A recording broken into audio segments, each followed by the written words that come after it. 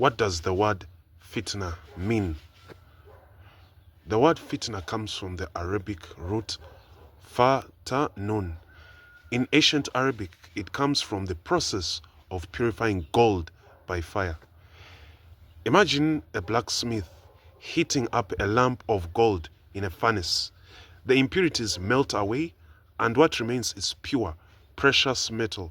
That intense heat, that painful pressure is called fitnah. So, in its original sense, fitnah is not evil. It's a trial, a test, and a refining process. In the Quran, fitnah appears in many contexts. So let's look at those contexts.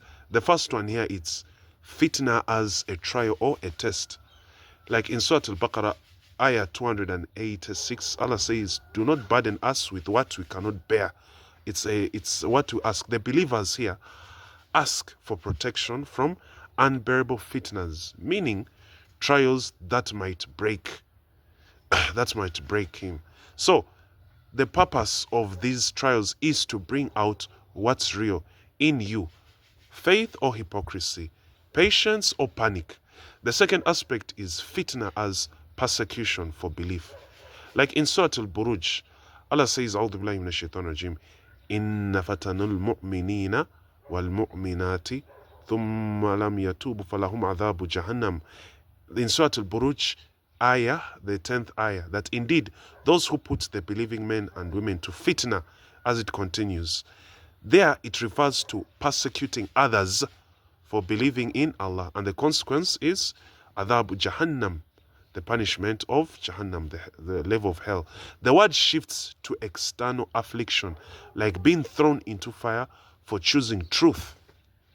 The third aspect is fitna as temptation or seduction. In Surah Al-Anfal, ayah 28, Allah says, "Know that your wealth and your children are but a fitna." Temptation, comfort, attachment, things that test your loyalty to Allah subhanahu wa ta'ala in subtle ways, in ways you don't understand easily. This is the soft fire, not the burning, but the melting. So when you look here in the Quran, the word fitna is multi-layered.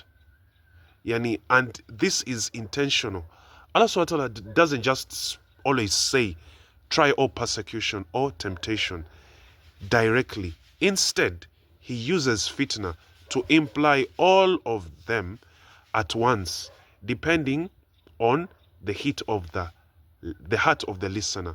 It's like a mirror. What do you see in a fitna? A test, a punishment, a seduction. The reflection is on your spiritual condition. Now, that speaks to your soul's condition, not just your intellect. Your soul's condition, not your intellect. Take an example. Let's say you're a farmer, and you plant a seed, you don't water it too much. You wait, you leave it in the sun. That sun, the heat is necessary. Without the heat, the plant dies. Now that's fitna. So it's not an act of cruelty. It's a tool in Allah's plan for nurturing something real. Now flip it. Let's turn it the other way around. If you worship Allah just for ease, then the moment the sun burns a little too hot, you abandon the soil. So Allah subhanahu wa ta'ala uses fitna to reveal who's really rooted and who was just planted on the surface. Fitna is how Allah exposes what's hidden, both inside the hearts of people and in the layers of society. So, what's the goal of fitna in divine design? It is not to break you. No, it is not to burn away. It is to burn away falsehood. It's to burn away falsehood, to purify faith, expose hypocrites, and elevate the sincere. May Allah put us among them. Fitna is not the fire. It's what the fire reveals.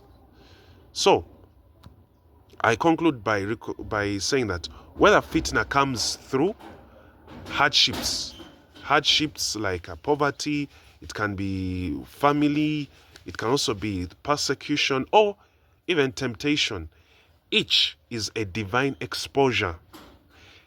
Each one burns off the mask and shows what's under the skin. So, fitna is divine x-ray. You can fake your soul in its presence. So, one thing here we should take is that we should try and understand the essence of fitna, as Allah says in the Quran. A'udhu billahi minash shaitanir rajim. Assalamu alaikum wa rahmatullahi wa barakatuh.